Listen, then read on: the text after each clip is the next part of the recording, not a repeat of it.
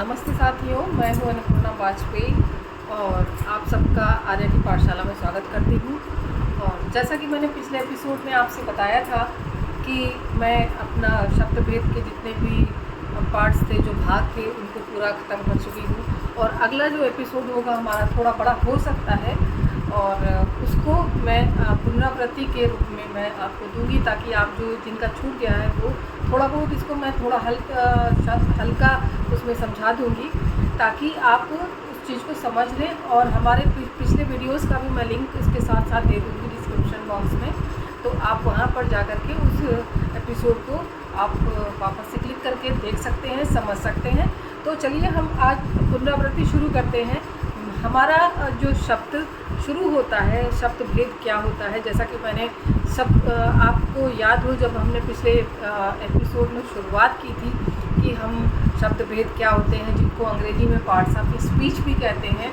तो उनकी जब मैंने शुरुआत की थी तो आपसे बात करी थी कि जब हम बात करते हैं कोई भी, तो उसकी बात अपनी रखने के लिए हमें शब्दों की आवश्यकता होती है।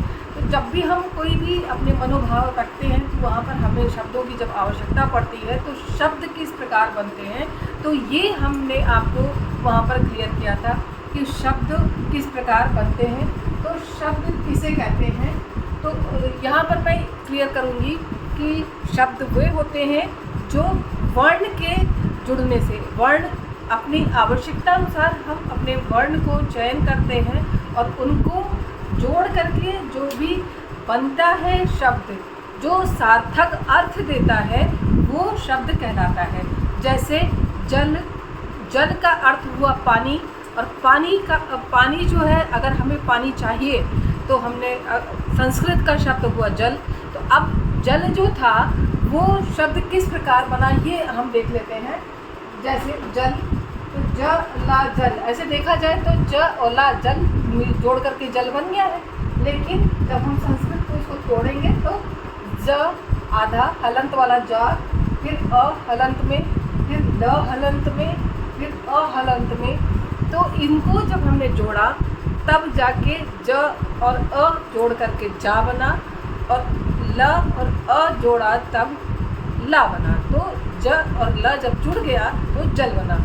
ऐसे ही पानी जब हमने कहा तो प अ, फिर बड़ा आ, और उसके बाद फिर न, फिर ई, बड़ी ई। तो इस तरीके से जब हमने इन वर्णों को जोड़ा तो पानी बना। तो ऐसे ही जब भी हम शब्दों को जोड़ते हैं और उनकी अपनी आवश्यकता अनुसार शब्दों को जोड़ देते हैं, तो वे जो भी शब्द बनकर तैयार होते हैं, जो भी वर्ण हम जोड़ते हैं और शब्द बनकर तैयार होते हैं, वे सार्थक शब्द होते हैं जिनका कि हम प्रयोग कर रहे होते हैं। तो अब शब्द, जब हमने बोला कि शब्द सार्थक शब्द और निरर्थक शब्द, निरर्थक मतलब जिनका कोई अर्थ नहीं होता है, सार्थक जिनका कोई अर्थ होता है, जो भी हम भाव रखना चाहते हैं उन सार्थक शब्दों के साथ हम अपने भावों को रखते हैं। और जो निरर्थक शब्द होते हैं, जिनका कोई मतलब नहीं होता है, वो केवल शब्दों के साथ जोड़े जाते हैं। जैसे पानी वानी, आना जाना, खाना वाना, भोजन भोजन, बस्ता वस्ता। तो इस तरीके के जो भी शब्द होते हैं, वो पानी के साथ वानी जोड़ दिया, वो निरर्थक शब्द हुआ। तो ऐसे ही जितने भी शब्द होते हैं वो फालतू के शब्द होते हैं, जिनको कि हम निरर्थक कहते हैं। तो आगे बढ़ते हैं, जब हम पढ़ाई करते हैं तो निरर्थक शब्दों का कोई औचित्य नहीं होता है, हमें सार्थक शब्दों पर जो है चर्चा करनी होती है। हम सार्थक शब्दों के साथ पढ़ाई करते हैं क्योंकि हमें उन्हीं के अनुसार आगे बढ़ना है।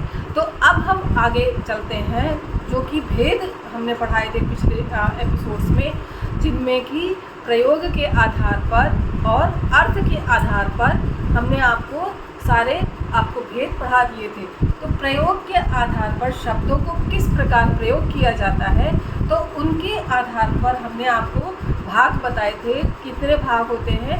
भाग होते हैं 8 भाग होते हैं, जो कि हमारे प्रयोग के अनुसार, जिस प्रकार हम शब्दों का प्रयोग करते हैं, जो कालखंड के अनुसार जो भी शब्द प्रयोग किया जाता है, वो सारा के साथ उनको जोड़ तोड़ करके जो वाक्य का समूह बन जाता है, वो सब कुछ हम उनको शब्द भेद के अनुसार लेकर के जब बनाते हैं तो वाक्य का प्रयोग हो जाता है। तो शब्दों को जोड़ने के बाद वाक्य बनता है। अब वाक्य के साथ में हमें विभिन्न प्रकार के शब्द भेद का प्रयोग करना होता है। तो जब हमने प्रयोग किया, मान लीजिए अब शब्द भेद होते हैं 8 प्रकार के। 8 प्रकार के जो शब्द भेद हैं वो संज्ञा, सर्वनाम, क्रिया विशेषण, क्रिया विशेषण और समुच्चय बोधक, अधिकरण बोधक और संबोधन बोधक, ये हमने आपको पढ़ाए थे।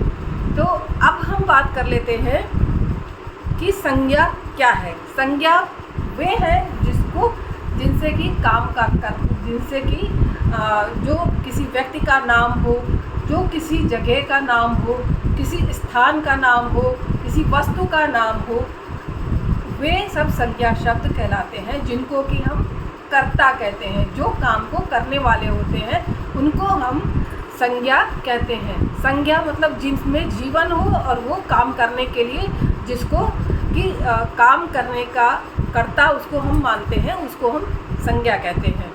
तो संज्ञा के भेद होते थे भाववाचक, जातिवाचक, समूहवाचक, जातिवाचक, समूहवाचक और द्रव्यवाचक। तो जब हम ये 5 प्रकार के भेद संज्ञा में पढ़ते हैं तो हम इन जो भेदों के अनुसार जब संज्ञा के शब्दों का प्रयोग करते हैं तो हम जब भी जो ज़रूरत होती है उसी के अनुसार जातिवाचक, मान लो लड़की है और लड़का है, बुढ़ी स्त्री है, तो इस प्रकार के जो शब्द होते हैं वे बताते हैं कि ये वो भाव क्या है। यहाँ पर भाववाचक संज्ञा में है तो उन शब्दों से किस प्रकार का भाव निकल रहा है वो भाववाचक हो गए। समूहवाचक मतलब कलेक्टिव हो जाते हैं, जो इस समूह कितना है कि इतने सारे लोगों का समूह, एक से ज़्यादा हो गया तो समूह, 1 से 2 से ज़्यादा लोग हो गए तो समूहवाचक हो गया। द्रव्यवाचक मतलब माप तौल जिसमें हो वो। ये इस तरीके से जो भी हमने आपको पिछले एपिसोड्स में बताया था वो आप वापस से मैं लिंक दूँगी, आप वहाँ से देखते रहिएगा। तो आगे चलते हैं। सर्वनाम जो होते हैं, सर्वनाम संज्ञा के स्थान पे प्रयोग किए जाते हैं। उनको जैसे कि किसी का नाम था राम, सीता, गीता और कानपुर और इन सब जगहों के स्थान पर जो भी शब्द प्रयोग किए जाते हैं उनको हम सर्वनाम शब्द कहते हैं। तो सर्वनाम के 6 भेद होते थे, आपको मैंने पिछली बार बताया था। पुरुषवाचक सर्वनाम, निश्चयवाचक सर्वनाम, अनिश्चयवाचक सर्वनाम और संबंधवाचक सर्वनाम, प्रश्नवाचक सर्वनाम और निजवाचक सर्वनाम। तो ये सारे जो डिटेल आपको है वो हमारे एपिसोड में मिलेगा। आप सर्वनाम के जो भेद थे उनमें पढ़िएगा, उनको सुनिएगा, आपको वहाँ पर मिलेगा। आगे चलते हैं। क्रिया। क्रिया क्या होती है? जिनके द्वारा हमें किसी काम के करने या होने का पता चलता है, जिन शब्दों के द्वारा ऐसा बोध हो रहा हो कि इनसे काम किया जा रहा है, वे क्रिया शब्द कहलाते हैं। जैसे जाना, आना, खाना, सोना, रहना, रोना, हंसना, नाचना, गाना इत्यादि जो शब्द हैं, इससे से और भी ज़्यादा शब्द होते हैं। ये तो मैंने कुछ एक शब्द आपको बताए। तो और इनके साथ में काल भी आपको पढ़ाए थे कि जब हम क्रिया के शब्द पढ़ते हैं तो काल के अनुसार इन शब्दों का प्रयोग, क्रिया शब्दों का प्रयोग करते हैं। तो वर्तमान काल में जैसे है, जाता है लगा हुआ है तो ये वर्तमान काल हुआ। वो गया तो भूतकाल हो गया। वो गया था तो वो भूतकाल का जो है भूतकाल ही हुआ। और वो जा रहा है तो ये अभी मतलब कंटिन्यूएशन में काम किया जा रहा है। तो क्रिया के भेद जो होते हैं वो इस प्रकार है। 2 प्रकार के भेद होते हैं, तो एक सकर्मक और एक अकर्मक। सकर्मक जो है क्रिया शब्द वे होते हैं जिन शब्दों का प्रयोग जो है काम के करने वाले पर पड़ता हो, और अकर्मक जो कर्म जो है उस पर उसका अर्थ जो है प्रभाव ना पड़ता हो, वो अकर्मक। तो जो सकर्मक है वो कर्म पर उनका प्रभाव पड़ रहा है, और जो अकर्मक है उन पर उन क्रिया शब्दों का प्रभाव नहीं पड़ रहा, तो अकर्मक हो गए। तो उनमें सकर्मक के भी अलग भेद हैं और अकर्मक के भी अलग भेद हैं। इनको भी डिटेल में थोड़ा समझने के लिए आपको हमारा पूरा एपिसोड क्रिया का जो है क्रिया परिभाषा और भेद का जो है आपको एपिसोड वहाँ मिलेगा, आप वहाँ पर देख सकते हैं। आगे चलते हैं विशेषण। विशेषण वे होते हैं जो संज्ञा और सर्वनाम शब्दों की विशेषता बताते हैं। तो विशेषता बताएंगे संज्ञा शब्दों की और सर्वनाम शब्दों की। जैसे सीता एक लड़की है, वह बड़ी सुंदर है। तो यहाँ पर क्या हुआ, सीता नाउन हो गया, माने संज्ञा हो गई, वह बड़ी सुंदर है। और ये चूँकि सीता ही है जिसके विषय में हमने यहाँ पर सर्वनाम का प्रयोग किया, और सर्वनाम शब्द का जो प्रयोग करके मैंने कहा वो बड़ी सुंदर है। तो सुंदर जो हुई वो सीता ही है, सीता वह बड़ी सुंदर है। तो अगर एक ही में जोड़ दिया जाता है तो सीता बड़ी सुंदर है, ये एक छोटा सेंटेंस बन जाता है। तो आप इस चीज़ को भी ध्यान से पढ़ें और आपको एपिसोड मिलेगा। पिछले लिंक आपको मैं डिस्क्रिप्शन में दूंगी, आप वहाँ पर उसको लिंक से खोल करके पूरे के पूरे एपिसोड को सुन सकते हैं, देख सकते हैं, समझ सकते हैं। कोई समस्या होने पर प्रश्न नीचे लिख सकते हैं और आपकी समस्याओं का समाधान मैं। तो हम अब क्रिया विशेषण की बात कर लेते हैं। क्रिया विशेषण वे शब्द होते हैं जो क्रिया की विशेषता बताते हैं और मुख्यतः वो क्रिया शब्द से पहले आते हैं। जब क्रिया शब्द से पहले आते हैं, जैसे वो धीरे धीरे चलता है, वो आगे आगे भागता है, वो तेज़ तेज़ बोलता है, वो ज़ोर ज़ोर से चिल्लाता है, वो चीख चीख कर बोलता है, वो दौड़ दौड़ कर चलता है। तो ये जो शब्द आए, चलता है, जाता है, इस तरीके के जो शब्द हैं, वो चपड़ चपड़ कर खाता है।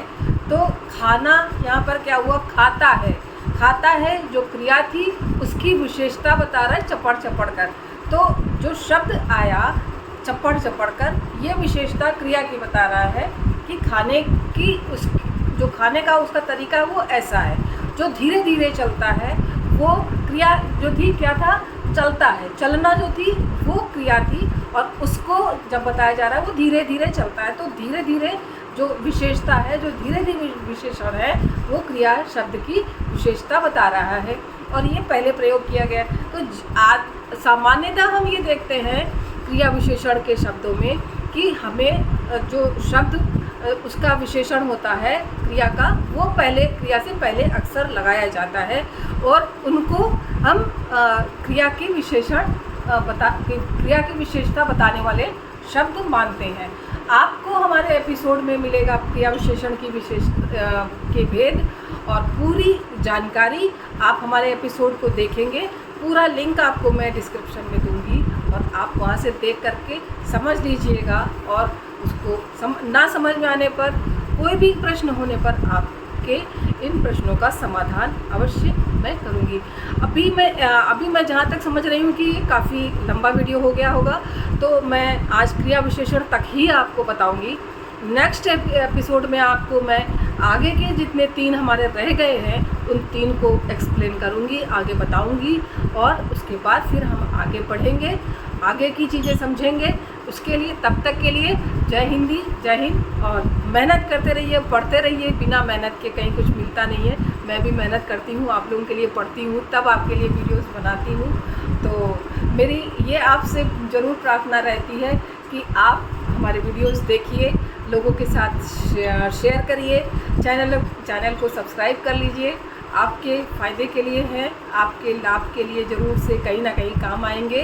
तो ये छोटे बच्चों से लेकर के बड़े वाले बच्चों तक जो कंपटीशन के एग्ज़ाम देने के लिए तैयार हो रहे हैं, उन तक के लिए मैं अच्छी तरीके से ये जो है सामग्री अपने इस चैनल पर लेकर के आऊँगी। और अभी मैं शुरुआत मैंने की है छोटे छोटे एपिसोड्स के साथ, छोटे छोटे बच्चों के लिए आगे बढ़ते रहेंगे। तो इसी आशा के साथ आप लोगों का साथ मिलता रहेगा।